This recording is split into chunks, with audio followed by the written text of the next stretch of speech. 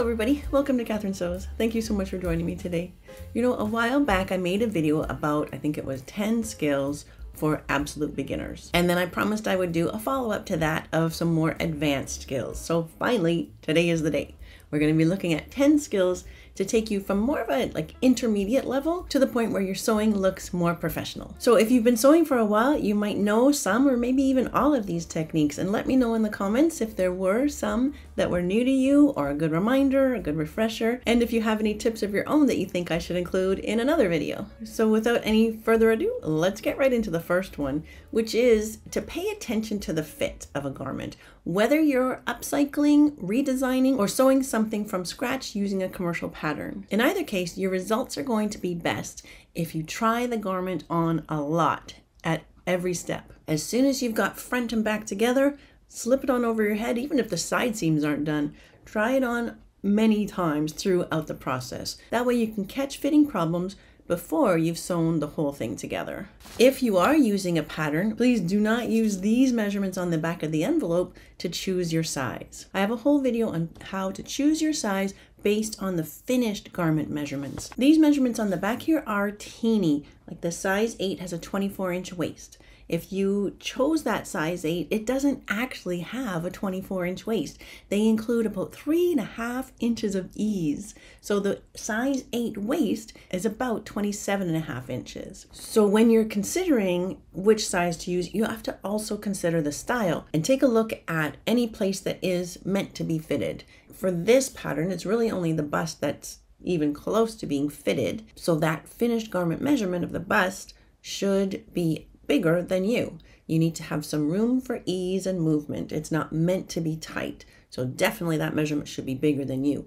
But if you're doing something that is meant to be tight, then that finished garment measurement should just be a tiny bit bigger than you. In the bust, hardly any bigger than you in the waist, and maybe a couple inches bigger than you at the most in the hip. Especially, the other thing you have to consider is how much stretch is in your fabric. If your fabric has no stretch, then you want a little bit more room in the hip so that you can sit and move and walk. But the waist really does not need much ease at all. It definitely does not need 3.5 inches of ease at your waist. So you'll find those finished garment measurements printed on the main front pieces at the bust, waist, and hip. Most of the pattern companies do that, and it's super helpful. Those are the measurements that you can rely on for an accurate size. But even then, I would want to keep trying on the garment as I go to make sure I get the fit that I want. Tip number 2 is one you've probably heard a lot. Trim your corners and clip your curves. But I just want to give you a quick little demonstration of why that is so important. If you don't clip your corners, you're going to have very bulky corners. All of that seam allowance has to pack into that little corner. So trimming it close to your edge, don't cut your stitching, but trim pretty close to the edge so that that seam allowance has room to be inside that corner when you turn it right side out. If you don't clip an inside curve, when you go to turn it right side out, that seam allowance is going to pull and bind all the way around that curve, and it's never going to lay nice and smooth.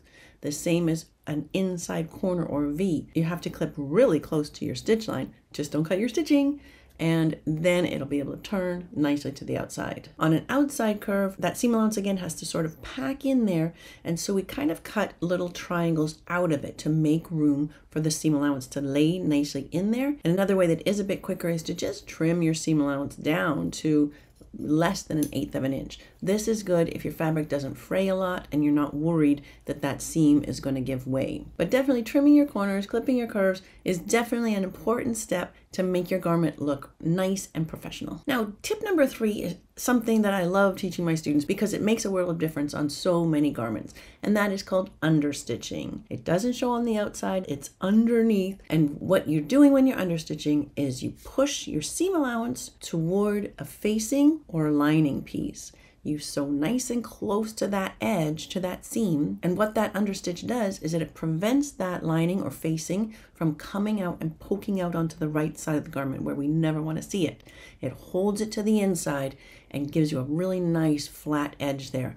really making a beautiful difference to your garment. An alternative is underpressing, where let's say you're doing a collar and you want to make sure that the top edge of the collar looks good. You're not seeing the edge of the under collar poking out to the right side. You want to get your seam right at the edge. If you press that collar seam open and flat first, or both seam allowances going toward the under collar, it'll give you that nice edge when you turn the collar right side out and press it flat. The advantage of underpressing is that you don't have that line of stitching that can show on the underside. So that's why it's good for collars, because they could show. But something like a facing on a neckline or on a pocket, the understitching really does a great job of holding it in permanently. When you're understitching, you want to make sure you've got that seam really nice and flat going under your needle. Your seam allowance always going off toward the facing or lining piece, and you'll notice if it flips, it'll make a bump in that seam. So make sure it's always going outwards to the facing or lining, and then you're sewing through the 3 layers of the facing and lining and the 2 layers of seam allowance. You're sewing just a millimeter or so on that side to hold that nice and flat. It's going to make a big difference to your garments. Quite often commercial patterns will tell you when to understitch. If you have a dress with a bodice that is fully lined, you probably would do understitching around the neckline and armholes. You can't do it around a peak or a corner. You have to sort of stop, do your little back tack, hop around that corner and continue on. You just can't get into any part that's too skinny or in a little peak. So tip number 4 is to get really good at edge stitching or top stitching. That can really look beautiful on a garment and really make it look more finished and more professional. This top I didn't sew from scratch, I upcycled it from a dress, but you can see it has beautiful edge stitching on the collar. It just flattens out that seam and helps it to look really, really finished. So for beginners, a nice easy way to top stitch is just to run the edge of your presser foot right along the seam that you just sewed. That puts your needle about a 1/4 inch in from that seam, and that guideline of the seam and the edge of your presser foot helps you to be nice and straight. It can look a bit more professional going to the edge, where you'd have a toe of your presser foot hanging out over the right hand side. That brings your needle closer to the edge, and that can look really beautiful. That's more like what I've got here. But top stitching is a design choice. So first of all, it's not usually used in formal wear. You use it a lot in like a utilitarian garment, like cargo pants, sporty things like jeans, but even on a dress shirt, top stitching can really make a beautiful difference. It is a design decision though, so whether you do edge of your presser foot, or you can even do the 15 line or 5/8 line, you can even move your needle more to the left and still use one of those good guidelines, and that gives you a much wider top stitch, and that can look amazing too. It really is up to you as the designer. You can do double rows of top stitching. That can look amazing. For a double row, you want to make sure they stay parallel. So one would go right along the edge. The second line of top stitching, you put the edge of your presser foot up against that line so that your second row of top stitching is beautifully parallel to that. You can even play around with a double needle top stitch. That is gorgeous because it's not only 2 parallel lines, but the stitches are lined up together, and it's just gorgeous. Double needle top stitching though is a little tricky going around corners, like if you're doing a collar and you want to double needle around the point, that's a whole other thing. But for hems and things like that, double needle is gorgeous. And I'll link a video here where I do go into a double needle hem, and another one where I do double needle top stitching. It's really fun, and it lends just a really nice professional look to any garment. So the 5th tip I want to give you is also one you've heard before, but I want to give you a few more details, and that is pressing as you go. I cannot stress enough just how important it is that your garment gets a good press the whole way along. And by pressing, I mean setting in seams and stitching and creases with an iron. Ironing is where you move the iron over the fabric to remove wrinkles. Pressing is where you use that same iron to press in a crease. You use heat, steam, and pressure to set in a crease. You have to make sure that your iron is not too hot for your fabric. I have melted fabrics in the past, and so have my students, and it's always time for tears. So test your iron on a scrap fabric first, or on a discrete part of the garment, and make sure it's not going to melt that fabric. But then every seam that you sew needs to be pressed. What that does is it sets in the thread, and it also sets in the crease in the direction you want that seam allowance to be going. Generally, we press seams going toward the back. If you're pressing darts or any curved area, you're going to use a tailor's ham like this. You put that over to build in that 3-dimensional shape of the body, and you'll press your darts on the tailor's ham. In general, if a dart is horizontal, it presses downward. If it's vertical, it presses toward the center. Shoulder seams and side seams, we press to the back. You can also press your seams open and flat, depending on what kind of seam finishing you're using. If you're going to be serging your seams together, then we generally sew, serge, press to the back. If you want your seams open and flat, if it's a heavier fabric and you want that beautiful, flat, and even seam, then what I recommend is serge your edges first, sew, and then press those seams open and flat. That can be a beautiful finish, but again, it is more time consuming because you're serging twice instead of once, but often that is really worth it. And definitely when you're finished a garment, you want to give a final press to all the hems, the neckline, all those edges. An unpressed hem is just never going to look really sharp. It has to get pressed before it's going to have that nice finished look. And to be sure that you don't damage your fabric, you can use parchment paper on top of your garment or pressing cloth. Something like a very sheer silk organza makes the ideal pressing cloth, and it protects your garment and still allows you to get that nice clean press. So don't think that you can just wait till the end to do a final press. You really do need to press as you go, because if you're crossing one seam with another, that first seam needs to be pressed flat before you can cleanly cross it with another seam. So think of a shoulder seam like this. You'd have to press this seam flat first before you can neatly set in your sleeve. This part has to be flattened out before that part's going to go in nicely. So you have to press as you go. Tip number 6 is once you've pressed your seams going toward the back, make sure it stays going toward the back. So for example, back to this shoulder seam, if I press toward the back, but then when I set my sleeve or my collar in, if I let that seam allowance flip over when I do the next seam, it's never going to lay flat, right? Even the whole side seam of the skirt part of a dress, if I've pressed that nicely toward the back and I sew it at the bodice, still going toward the back, but then when I do my hem, if I lose track of what is front and back, I let that seam allowance flip over. When I do the hem, that seam is never going to lay flat. It's always going to have a twist in it. And it's just never going to look as good as one that is just flat the whole distance from the waist to the hem. So that ties into tip number 7, which is when I serge with the front pieces up. The serger always has a nice side and a not so nice side. And when you put your garment through with the front side facing up, that's going to get the nicer looking side of the serge. You press that toward the back and it's still that nice side of the serging that's going to be showing when you look on the inside of the garment. That also helps me when I get down to the bottom and I want to do my hem. I can just look and see, oh, there's my good side of the serging. I can tell just from the serging which is my front and which is my back. Keep it going toward the back. It just makes it so much easier. If I'm serging a single layer, like around the waistband or around hems, then I serge with the good side of the fabric facing up, so that again, it's the nice side of the serging that shows on the inside when I fold in that hem or fold down that waistband. So it's good side up, front up. Yeah? Okay. For tip number 8, I want to talk for a minute about ease.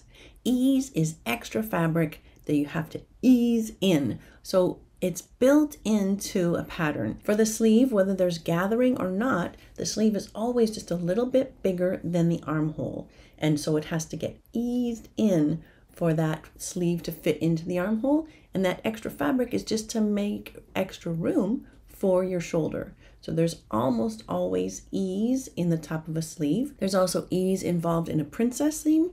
You've got to ease one side into the other. There's also ease if you are sewing like a waist into a waistband. Usually the skirt or pant is bigger than the actual waistband, so that has to get eased in. I used to work with some lovely Italian ladies who were on the sewing machines, and if there was too much ease, it made it very difficult.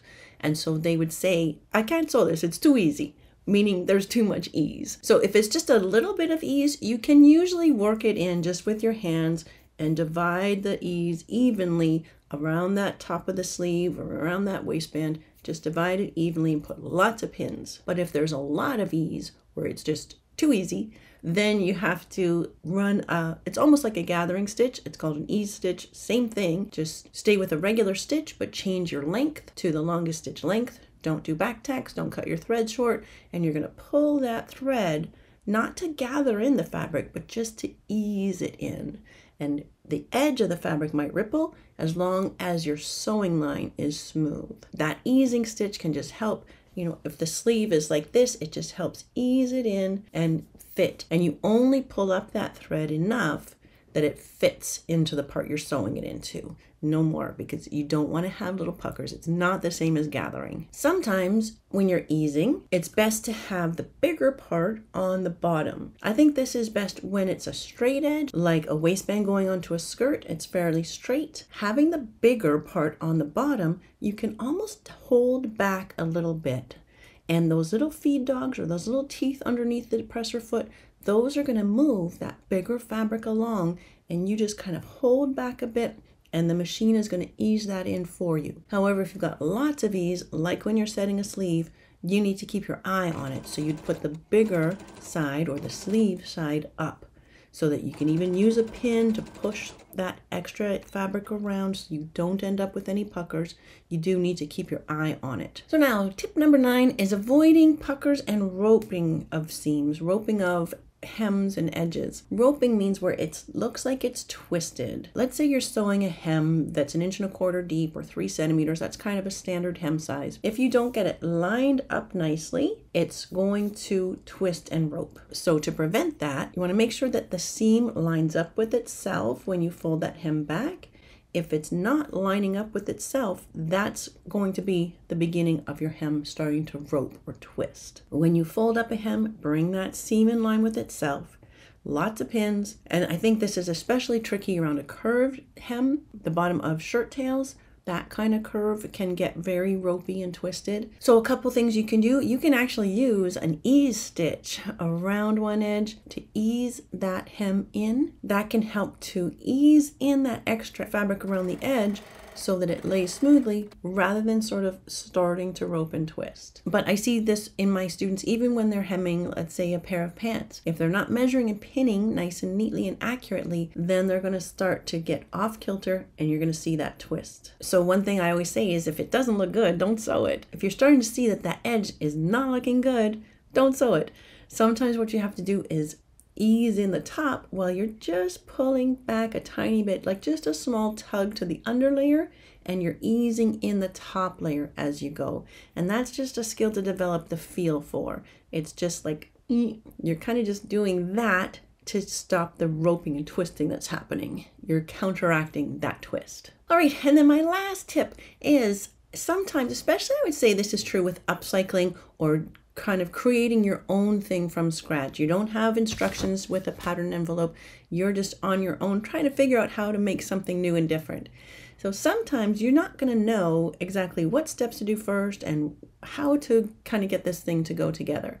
Anytime I'm not sure of how to put something together, I look at it from the outside, I arrange it how I want it from the outside, reach in, and I grab the seam allowances and then flip it out. I hold on to those seam allowances because that is showing me how those layers are going to go together to give me the effect that I want. That works really, really well for little bags and wallets and pockets and something that you're trying to do something kind of complicated and you're trying to figure it out and you've got all your nice pieces right sides together and you're like, how is this going to work? Instead of being right sides together to start, look at it from the outside, put it how you want, tuck in the seam allowances, reach in and grab them and pull it out, and that's how you'll sew it together. So I hope that those 10 tips made sense to you, and all of my little demonstrations, I hope that that makes sense and helps you to move your sewing from that beginning or even intermediate level all the way up to being more advanced and more professional. So yeah, let me know in the comments if any of those were news to you, or if you were familiar with them all, which one's your favorite.